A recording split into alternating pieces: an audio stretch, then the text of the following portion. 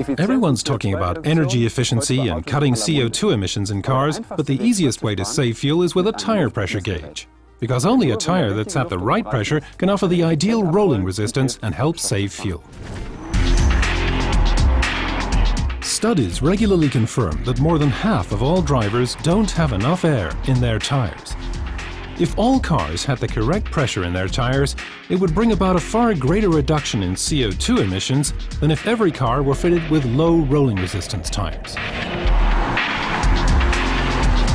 The air in a tire gives the tire its stability and load capacity. And if you have too much air in the tire, what happens, roughly speaking, is this. When the pressure is right, the full contact patch is in touch with the road. But if we now pump in too much air, the tire starts to lift off the ground, a bit like a balloon. Now, only the center section of the tire is in contact with the road. This lowers the size of the contact patch, so braking performance suffers, and that's a vital safety factor. I also get a less comfortable ride, because the effect is like firming up the suspension, and we don't want that.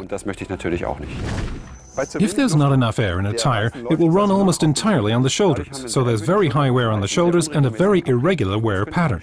And that can actually lead to tire damage, which is not only dangerous but can also impact tire service life.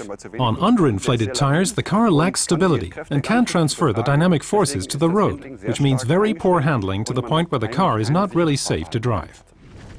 Also, given the higher level of deformation energy required, the fuel consumption will increase. You'll usually find the maker's recommended tire pressures inside the fuel filler flap, or as in this car, on the door frame. Check your tire pressures once every 2 weeks with the tires cold, ideally just after filling up, putting you on the fast track to safe and economic driving.